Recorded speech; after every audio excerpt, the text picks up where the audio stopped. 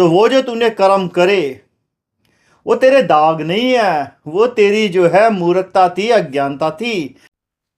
ओम नमः शिवाय बाबा यूएस से। जीवन जो है कर्मों का खेल है, जो बोआ वो काटा, कॉज एंड इफेक्ट।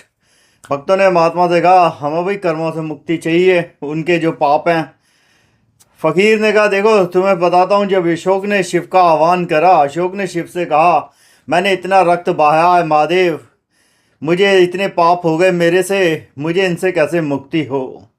तो महादेव ने उसे सीधी सीधी बात करी, भाई देख पहली बात तो यूँ, जो तैने जो ये जो पाप करे हैं ये बोल कि वो कर्म कौन से थे। वो कर्म ये थे, तू वीरता चाहता था, तू चाहता था तेरा नाम हो, तू राज्य है हासिल करना चाहता था, सीमाएं चाहता था, तू लोगों की तालियां चाहता था, लोगों की वाहवाही चाहता था। तो वो जो तूने कर्म करे वो तेरे दाग नहीं है, वो तेरी जो है मूर्खता थी, अज्ञानता थी। तो इसलिए जो है उसे पाप तो तू समझ ही नहीं। पाप तेरे से हो गए क्योंकि तुझे पता नहीं है तू किस चक्कर में पड़ा हुआ है। तो सबसे पहला तो होता है कर्म की वजह उसे कर्म योग में बदल देना, जो किशन कहते हैं। हर कार्य ऐसा करो कि जो परमात्मा के लिए हो, शिव के लिए हो, जिसमें तुम्हारा अपना लालच कोई नहीं हो। ऐसा तुम कोई काम करते नहीं हो। तुम सुबह से उठ के शाम तक सिर्फ हर काम वो करते हो जिसमें तुम्हें फायदा हो। तो इसलिए जो भी है, तुम गंगा में कितनी डुबकी लगा के आते हो उससे क्या फर्क पड़ता है, क्योंकि तुम्हारे पाप फिर बढ़ते हैं। तुम फिर जाते हो, अगर गंगा से पाप धुलते, वैसे तो धुलते नहीं है, ये तो हमें पता है, ठीक है।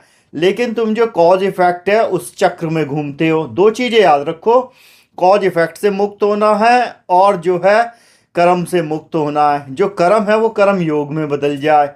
अब तुम क्या कर्म योग की जगह जो है तुम योगा करने बैठ जाओगे। अच्छा जी मैं तो कर्म योग हो गया, मैं तो जो है मंडे को दूध दही चढ़ा दिया था, शिवरात्रि कर ली, सप्ते कृष्ण जन्माष्टमी कर ली, तो मैं तो कृष्ण का जो है नाम की माला जपता हूँ, बंसी बजाता हूँ, मैं मुक्त। उससे नहीं होता। जो कृष्ण ने उसे शिव ने बताया, उसके बाद जो अशोक का जीवन था वो बहुत ही सिंपल और सरल हो गया, क्योंकि अब उसे कोई चाहने की इच्छा नहीं थी, उसे कोई तालियों की गूंज नहीं चाहिए थी।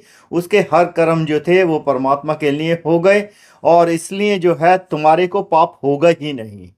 तो इसलिए पाप धोने के चक्कर में तुम लगते हो कि गंगा जाना कुंभ जाना, उसकी जरूरत ही नहीं है। तुम पाप क्यों करते हो पहले ये समझ लो।